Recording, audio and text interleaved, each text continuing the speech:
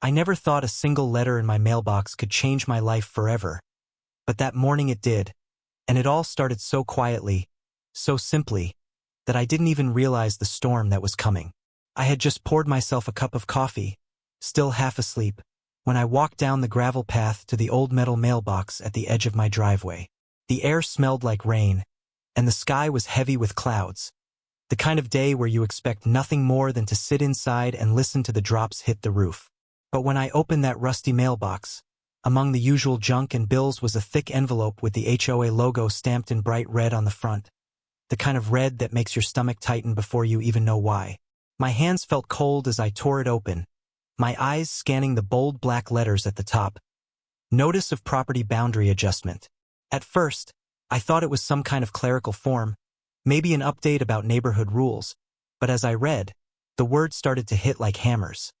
According to them, a portion of my land was misallocated in the county records and would now legally belong to the HOA.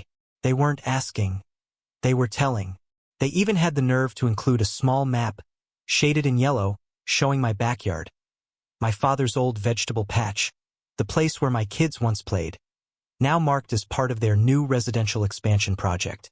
My first thought was that it had to be a mistake, some mix-up at the county clerk's office. My family had owned this land for over 40 years. My father built our fence with his own hands, measuring every inch by himself. There was no way it could belong to anyone else. Determined to clear this up, I didn't even finish my coffee. I grabbed my truck keys and drove straight to the HOA office, the letter crumpled in my hand. When I walked in, the place smelled like air freshener and paperwork, the kind of sterile, fake clean smell that hides something rotten underneath. A woman at the front desk barely looked up from her computer when I stepped inside. "I got this letter," I said, placing it in front of her. "It says you're taking part of my land. This has to be a mistake." She glanced at it, then at me with an expression so blank it almost made me angrier than if she'd just laughed. "Yes, it's correct," she said flatly. "It's already been approved by our board. You'll need to move your fence before construction starts." I blinked at her, trying to process what she was saying. Approved? By who? "You can't just take my property." I raised my voice without meaning to, but she stayed calm, like she'd heard it all before. "Sir, I'm not here to argue. If you have an issue, you'll need to speak with the president."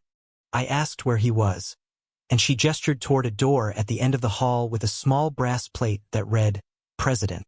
I walked over, but hanging from the handle was a cheap plastic sign, "Meeting in progress." I sat down in the empty lobby, determined to wait him out, but an hour passed, then another, and still no one came out. It felt deliberate, like they were hiding behind that door, hoping I'd give up and leave. Eventually, the clerk told me the meeting could go on for hours, and I should come back another time. I left the office that day with my teeth clenched so hard my jaw hurt. When I got back home, I decided to check the property line myself. I've walked that land 100 times, but this time, something was different. As I reached the far end of my yard, near the tree line, I saw them, bright orange stakes hammered into the ground, connected with strips of fluorescent survey tape that flapped in the wind like warnings. They cut straight across my yard, through the middle of the garden, right toward the riverbank. My stomach sank. This wasn't just a letter anymore. They'd been out here, marking my land as if it already belonged to them. They weren't waiting for my permission. They weren't even pretending to care. I pulled one of the stakes out of the ground and held it in my hands, but it didn't make me feel any better. Because for everyone I removed, I knew they could come back tomorrow and put it right back. That night, I sat at my kitchen table staring at the letter, my mind running in circles. Should I call a lawyer? Should I go to the press? Part of me thought they wouldn't really go through with it, that maybe they were just trying to scare me into giving up a small piece of land for their project. But the next morning I got my answer. Just after sunrise, before I'd even had a chance to make coffee, I heard it. A deep, rumbling growl coming from down the road. At first, I thought it was thunder, but as it grew louder, my chest tightened. I stepped outside, and there it was. A yellow bulldozer rolling slowly toward my fence line, its metal blade glinting in the pale morning light. A man in a hard hat sat in the driver's seat, looking straight ahead like I wasn't even there. That's when I realized the truth. This wasn't a warning, and it wasn't a mistake. They were starting right now. They didn't just cross the line, they erased it.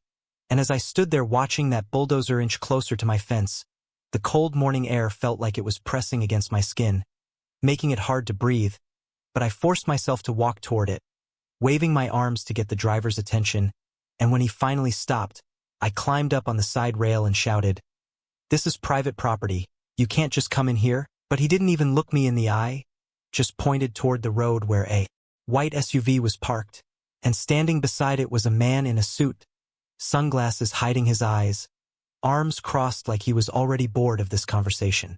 I walked over, my boots sinking into the damp ground, and before I could even speak, he said in a clipped tone, "We have full authorization from the HOA board and county approval. You need to step aside, sir."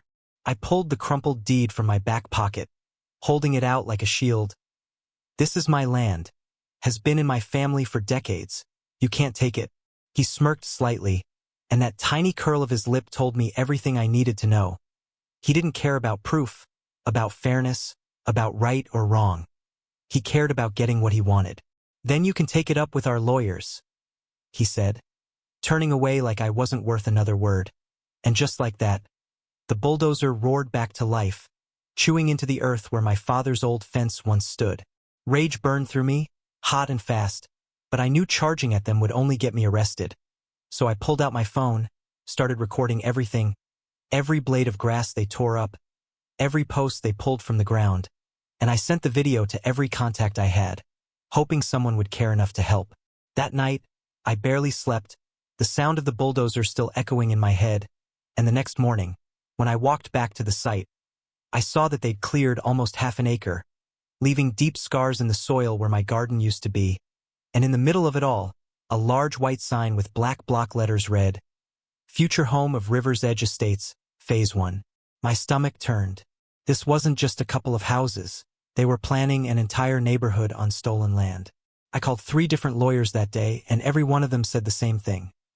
Fighting the HOA in court would take years, cost tens of thousands of dollars, and even then, I might lose because of their connections with the county board. It felt like standing in front of a tidal wave with nothing but a paper umbrella. But I wasn't ready to give up. Not yet. On the 3rd day of construction, I walked over to the site again, this time to confront them in front of as many people as I could find. The HOA president was there now, a short, round man with a voice that was somehow both oily and sharp, barking orders to the crew. I marched up to him, holding my phone high. "You're trespassing on my property, and I have proof you know it," I said loudly enough for everyone to hear. He smiled like a cat who'd cornered a mouse. "Sir, the board has determined this land is part of the HOA jurisdiction. Any further interference will result in legal consequences." "Legal consequences?" I repeated, my voice shaking with anger. "You're stealing, and you think I'm just going to stand here and watch?" His smile widened. "Exactly." And then he turned away, as if the matter was closed. A few workers snickered under their breath. That was the moment I realized they didn't fear me, didn't respect me, didn't even consider me a factor in their plans. But someone else did. Later that evening, as I stood near the edge of the site, an older neighbor, Mr. Callahan, walked up quietly, his eyes darting around like he didn't want to be seen. "You know they're not stopping, right?" he said. I nodded. "I know." He glanced over his shoulder, then leaned closer. "There's something you should know about the dam." I frowned. "The old dam up by the river bend?" He nodded again. "It's on your side of the property line. Always has been. And after all this rain we've had, let's just say, if you opened it, you'd have their entire project under 3 feet of water before they could blink." His words hit me like a jolt of electricity. I'd known about the dam my whole life, but I'd never thought of it as anything more than an old relic, a leftover from when the land was used for farming irrigation decades ago. "Be careful," he said before walking away. That night, I lay in bed thinking about his words, the roar of the bulldozers replaced in my mind by the roar of rushing water. I told myself I wouldn't do anything reckless, But the seed had been planted, and once an idea like that takes root, it's hard to shake. The next morning, before dawn, I grabbed a flashlight and hiked out to the dam. The air was cool and damp, mist rising from the river like a ghost. The structure was old but solid, a thick wall of stone and steel, the release gates rusted but still functional. I crouched down, shining my light over the mechanism, running my fingers over the cold metal. The water on the other side was high, higher than I'd ever seen it, the current pushing hard against the gates. If what Callahan said was true, it wouldn't take much, just a twist of the wheel, and the flood would do the rest. I stood there for a long time, the sound of the rushing water below almost hypnotic, and in that moment, I felt something shift inside me. Maybe I couldn't beat them in court. Maybe I couldn't stop their machines. But nature could. I walked back home as the sun began to rise, the orange light spilling over the treetops, and for the first time since this nightmare began, I felt like I had a weapon they couldn't take from me. What I didn't know then was how soon I'd get the chance to use it. I gave them one last chance to stop, one final warning before I even thought about doing something I could never take back, because deep down, I still hoped they might come to their senses, might realize they were crossing a line they couldn't uncross. But as the days passed, their construction only grew louder, faster, and more arrogant, with new crews showing up each morning like they were racing to finish before I could find a way to fight back. On the 5th day since that cursed letter arrived, I decided to face them in public, in a way that would make it harder for them to ignore me. The HOA had their monthly community meeting at the local hall, a bland, fluorescent-lit room that usually smelled of stale coffee and old carpet, and I knew the president and the board would be there. I walked in early, carrying the letter, my property deed, and a folder of photos showing the orange stakes, the bulldozers, everything they'd done. The room slowly filled with residents, some chatting casually, others glancing at me with a mix of curiosity and pity, because word had already spread about my fight with the board. When the meeting started, the president launched straight into some prepared speech about progress and community growth, conveniently leaving out the part where they were stealing land to make it happen. My blood boiled as I sat there listening, and when they opened the floor for public comments, I stood up, holding my papers high. "I have proof," I said, my voice steady but sharp, "that the land you are building on belongs to me, not the HOA. You are trespassing, and you know it." A low murmur rippled through the room, but the president just gave me that same smug smile I'd seen on the construction site. "Sir," he said, loud enough for everyone to hear, "the board has reviewed the records, and this matter is settled. You are mistaken." I took a step forward. "No, I'm not mistaken. You've seen the proof. You've ignored it. And I am telling you right now, if you don't stop, you will regret it." My words hung in the air like a threat, which, in truth, they were, but instead of taking me seriously, a couple of board members chuckled under their breath. The president tilted his head, pretending to think. "Regret? What are you going to do? Sue us? You'll be broke before you even get to trial. Or maybe you'll, what? Tear down the houses yourself? Face it, you can't stop progress." The room erupted in laughter from his side of the crowd, and my cheeks burned, but not from embarrassment, from fury. I clenched my fists and walked out without another word, because I knew arguing there wouldn't change a thing. As I stepped into the cool night air, I heard footsteps behind me. It was Mr. Callahan again, his voice low. "They think you're weak," he said. "They think you've got nothing. But you have the dam." I looked at him, his face shadowed under the streetlight. "You're telling me to do it?" I asked. He didn't answer directly. "All I'm saying is, some men only learn the hard way." Then he turned and walked off, leaving me alone with the thought. That night I couldn't sleep. I sat in the dark at my kitchen table, the old dam in my mind like a loaded weapon sitting just out of reach. I imagined the water bursting through, rushing into their perfect little development, washing away their arrogance with the mud and debris. I thought about my father, about how he'd fought for every inch of this land, and how I was now facing the same fight, only against people who hid their greed behind paperwork and community improvement slogans. By morning, I'd made a decision, not to act immediately, but to prepare. I went back to the dam that afternoon, checking the gate mechanism more closely this time. The rust was thick, but the gears still turned with effort. The water level was higher now than it had been just a few days ago, the heavy rains feeding the river until it churned angrily against the stone walls. I could feel its power in the ground under my boots. Back at the site, the HOA had finished framing the first few houses, wooden skeletons rising where my garden had been, and the sound of hammers and saws filled the air like an endless taunt. Workers walked around like they owned the place, not even glancing my way. That night, as I stood at my window watching the distant floodlights they'd set up to keep working late, I knew my time to act was coming sooner than I'd thought. The weather forecast predicted another storm in a few days, and if it was anything like the last one, the dam would be at full capacity. I still hadn't decided if I could go through with it, but the idea was no longer a faint whisper in the back of my mind. It was a drumbeat, growing louder with every insult, every stolen inch of earth. The next morning, I walked the property line again, and that's when I saw something that made my jaw clench.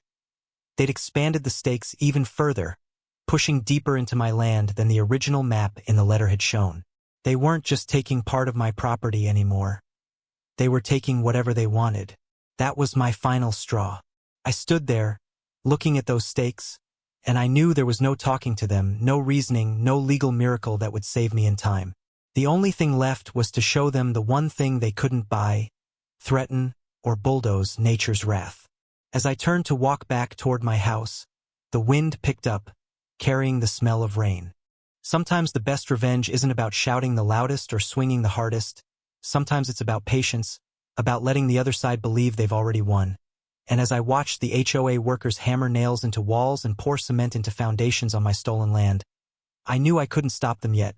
Not until everything was lined up just right, because if I moved too soon, they'd rebuild, they'd recover, and my message would be lost, so I started preparing in silence, keeping my plan tucked away in the back of my mind like a dangerous secret. The dam became my second home in those days, an old, forgotten structure hidden by trees and brush, its stone walls weathered but strong, the water behind it swelling with every passing day of rain. I spent hours clearing debris from the gates, removing the branches and rocks that had been wedged in over the years, oiling the rusted gears so they would turn smoothly when the time came. My hands were blistered, my clothes soaked from the spray of the river, but I didn't care, because every drop of water gathering there was another nail in the coffin of their development. At night, I would drive by the construction site slowly, my headlights off, just to see how far they'd gotten. In less than 2 weeks, the frame of the first row of houses was complete, and the second row was being laid out with chalk lines on the dirt. Their pace was frantic, as if they somehow sensed a shadow hanging over them, but they had no idea what it was.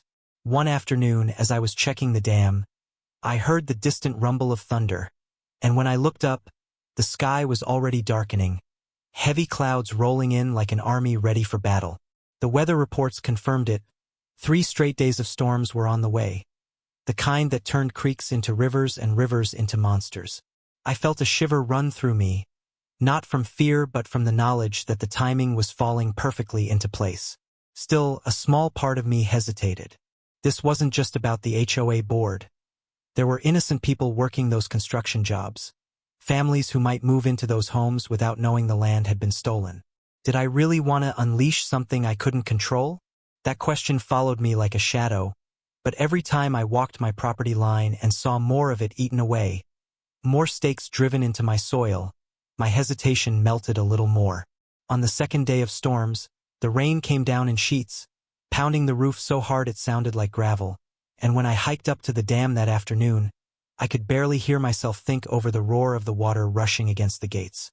It was higher now than I'd ever seen it, a dark, swirling mass that looked like it was just waiting for permission to break free. I tested the wheel again, the metal slick under my gloves, and it turned easily now, smooth and ready. My plan was nearly complete. That night, lying in bed, I thought about all the times I tried to solve this the right way. The calls to lawyers, the public meeting, the direct confrontations, and how every one of them had ended with the HOA laughing in my face. They thought they were untouchable, protected by their money, their lawyers, their political friends, but they'd forgotten about me, the man who'd lived here his whole life, who knew every tree, every bend in the river, every secret this land kept. And the land, unlike people, had no loyalty to thieves. By morning, the rain hadn't let up. The construction site was already muddy, water pooling in the half-dug trenches around the houses. But the crews kept working, determined to push forward. I stood at my window watching them, my hands wrapped around a mug of coffee I barely tasted. And I knew that in less than 24 hours, the decision I'd been wrestling with would have to be made. At noon, I walked up to the dam one more time, rain soaking me through in minutes, my boots slipping in the mud. I stood there staring at the churning water, feeling the vibration of its power through the soles of my feet. This was my weapon, my equalizer, my justice.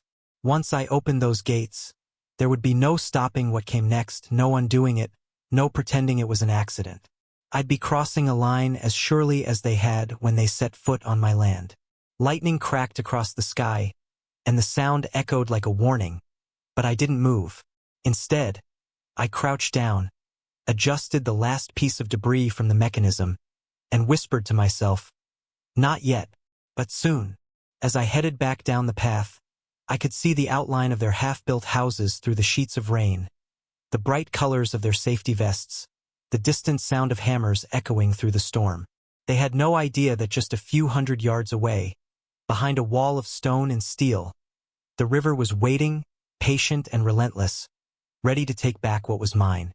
When the sky turned black that morning, I knew my moment had come, the storm that had been building for days finally breaking open with a fury that felt almost personal, rain coming down in endless sheets, wind ripping through the trees so hard the branches clawed at each other, and thunder rolling across the valley like distant artillery, shaking the windows of my house.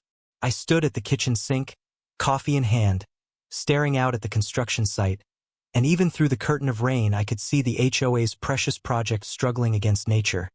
Trenches filling with brown water, workers slogging through ankle-deep mud, shouting to be heard over the storm. I almost felt sorry for them. Almost. But then I remembered the smug look on the president's face, the sound of the bulldozer tearing through my garden, and the laughter in that meeting hall when I'd begged them to stop. That memory burned away any hesitation. By noon, the rain showed no sign of slowing, and when I hiked up toward the dam, the sound of the river reached me before I even saw it. A deep, unending roar that seemed to come from the bones of the earth itself. The path was slick and treacherous, mud clinging to my boots, water running in little streams down the slope, and when I finally reached the dam, the sight of it stopped me in my tracks. The water level was almost to the top of the wall now, a seething, churning mass of dark water that slammed against the gates with the force of a battering ram, spraying mist-high into the air. I could feel the vibration in the stone under my feet, and in that moment, I knew one turn of the wheel, and nothing they built downstream would survive the hour. I crouched down, rain pelting my back, and put my hands on the wheel, testing it. The metal was slick but turned easily, my weeks of clearing and oiling paying off. I stood there like that for a long moment, my breath loud in my ears, my heart hammering in my chest, because I knew that once I did this, there was no undoing it. The flood wouldn't just take the houses, it would take the roads, the machinery, maybe even the cars parked near the site. And then there were the people. Most of them would run in time, but could I be sure? That thought dug into me like a splinter. But then I remembered how they'd taken my warnings as a joke, how they'd chosen to ignore me, how they'd stripped my land of every living thing without a single ounce of hesitation. I whispered to myself, they made their choice. I turned away from the dam and headed back down, mud splashing up my legs, the rain soaking me so thoroughly that I could feel it in my bones, and when I reached my house I didn't sit down or dry off. I just stood at the window again, watching.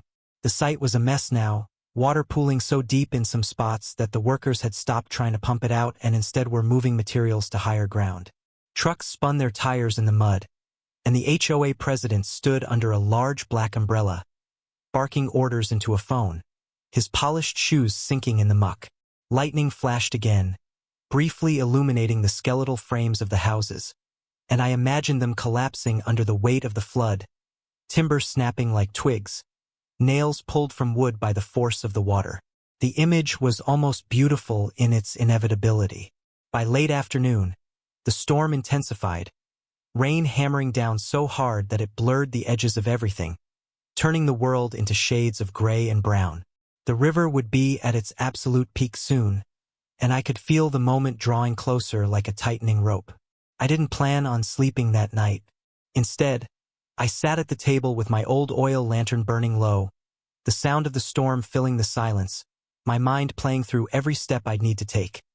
How fast I could get to the dam, how long it would take for the water to reach the site once I opened the gates, what path it would carve as it tore through the land.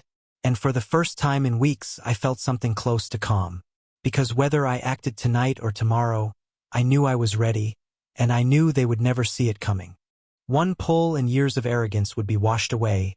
That thought was the only thing in my head as I stepped out into the cold, wet darkness before dawn, the storm still raging above me, the wind snapping at my jacket like it was trying to hold me back, the rain stinging my face in sharp, icy bursts, but nothing could stop me now because I'd made my choice sometime between midnight and the first light creeping over the hills, when the weight of every insult, every stolen inch of soil, every smirk from the HOA president had finally crushed whatever was left of my hesitation. And now there was only one thing left to do. The path to the dam was worse than I'd ever seen it. The ground soaked through, mud sucking at my boots with every step, rivulets of water racing downhill beside me. The trees groaning and bending in the wind, branches cracking and falling like nature was cheering me on. I could hear the river long before I saw it, a low, deep roar that seemed to vibrate in my chest, growing louder with every step until I emerged from the trees, and there it was. The dam, standing solid against the fury behind it, but only just, the water so high it licked the top of the wall, foam and spray exploding upward with every slam of the current. I didn't waste time.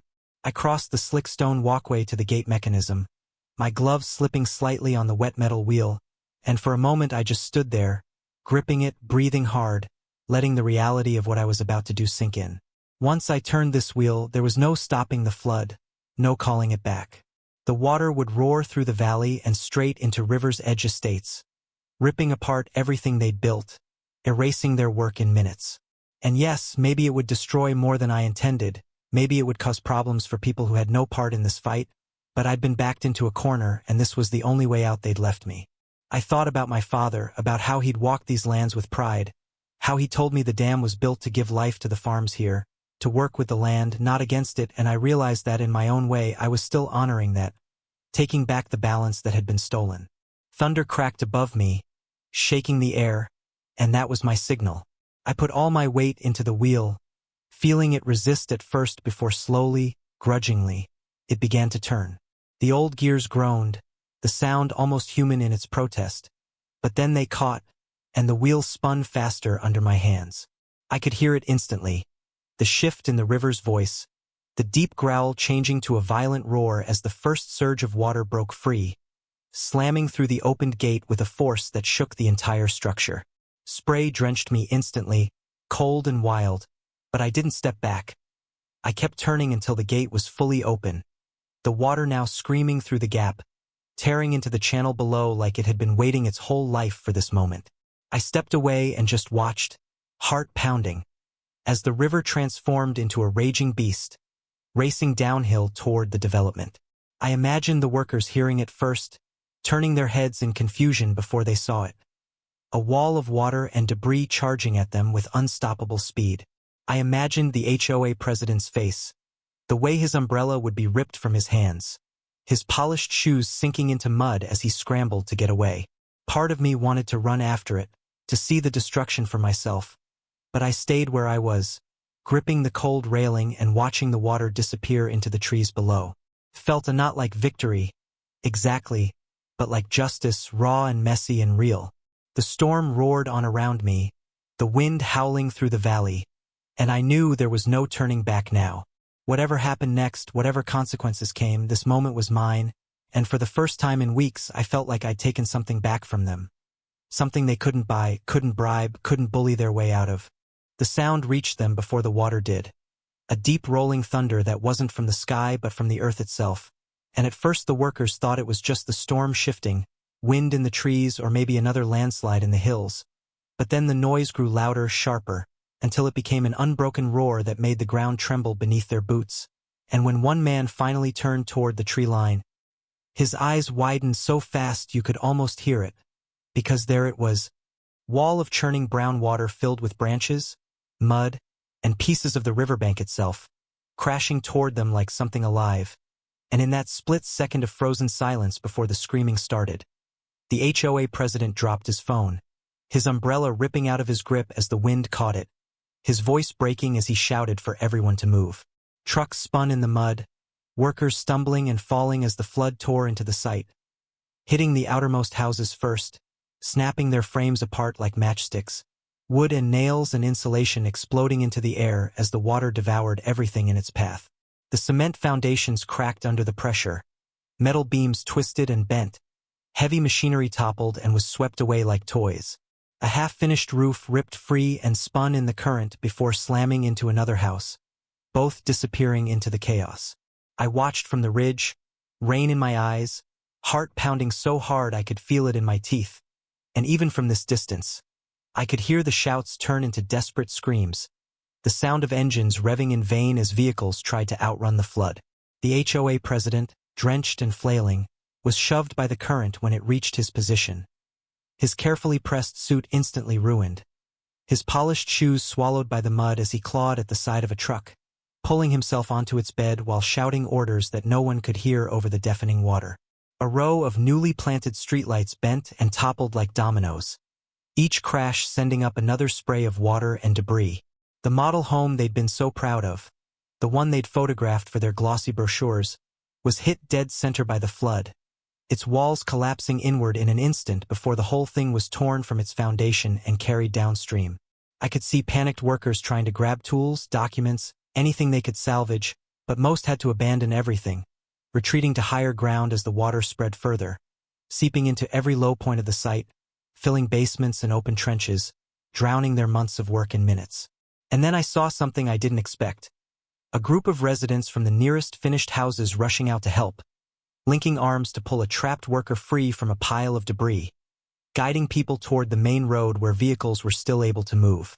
It was chaos, pure and unfiltered, but in that chaos there was also a kind of truth. Nature doesn't care about property lines, permits, or the self-importance of those who think they own the land. It takes what it wants, and today it was taking back mine. The storm raged on overhead, lightning splitting the sky wide open, illuminating the destruction in brutal flashes, each one etching the scene into my memory forever. The way the water curled around a half-built wall before slamming it down. The desperate look on the HOA president's face as he realized he was powerless. The swirling mass of debris that had once been their dream project. And yet, even as I stood there soaked to the bone, breathless and shaking from the adrenaline, I knew this wasn't over. The flood was still moving, still hungry, and the damage it had already done would ripple out far beyond this site. They would come looking for answers, they would want someone to blame, and I already knew whose name would be on their lips.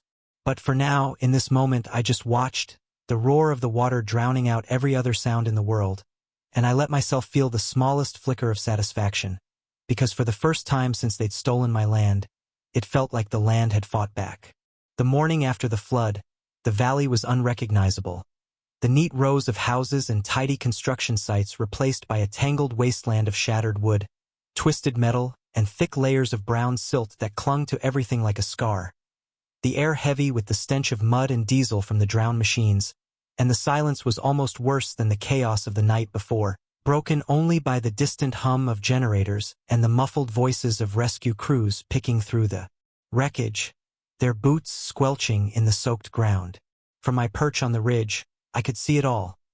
The model home now a pile of splinters, the paved roads cracked and buckled, the HOA president standing knee-deep in mud, his once perfect suit reduced to a wrinkled, filthy mess as he spoke angrily into his phone, gesturing wildly at the destruction around him, while a group of workers and residents huddled nearby, their faces drawn and pale, some staring at the ground, others looking toward the river with hollow eyes like they'd just witnessed something they could never unsee. News vans had already arrived, their satellite dishes pointed skyward, reporters in bright raincoats wading through puddles to get closer to the devastation, their cameras capturing every ruined frame, every toppled lamppost, every lost look. It didn't take long for the questions to start.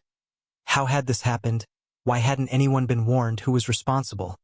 And though no one said my name out loud yet, I could feel the weight of suspicion moving toward me like the slow creep of the water itself.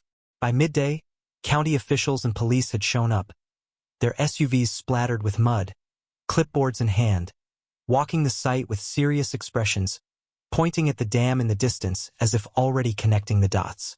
I knew I couldn't stay hidden forever, but I also knew I had to hold my ground because as much as they'd want to call this an act of destruction, I saw it as the land taking back what was stolen, and I refused to let them twist that truth without a fight. Later that afternoon, as the storm finally began to break and the weak sun pushed through the clouds, 2 deputies came up the trail toward my cabin. Their boots caked in mud, their jackets dripping, one of them carrying a folder thick with papers. They asked me if I'd been near the dam the night before, their voices calm but sharp, and I told them the only thing I could, that I'd been here watching the storm, same as anyone who cared about this land, because while I wasn't ready to confess, I also wasn't about to lie in a way they could easily break. They didn't arrest me then, but the warning was clear in their eyes. This conversation wasn't over. That night, I sat by the fire, the glow flickering over the wet floorboards where my boots still dripped, listening to the river outside as it slowly returned to its usual rhythm, softer now, almost like it had spent its rage and was content again. I thought about what had been lost.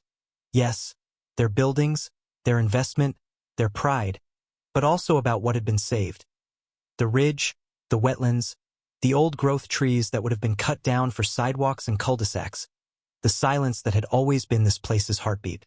The HOA would rebuild, I knew that much. Money like theirs always finds a way, but now they would rebuild with the knowledge that the land wasn't just theirs to command, and maybe, just maybe, they'd think twice before pushing against something they didn't understand. The news called it a freak flood, the kind of act of God that no one could predict, but I knew better, and in the quiet moments between the crackle of the fire, I felt the truth settle in my chest. Not guilt, not triumph, but something heavier, something permanent, the knowledge that when pushed far enough, I had acted, and in acting, I had changed the course of this valley forever. And maybe one day, when the grass grew back and the river ran clear again, no one would remember the details, but I would, every sound, every drop of rain, every turn of the wheel, and I would carry it like the river carries the memory of every flood it's ever known, silent until the day it's needed again.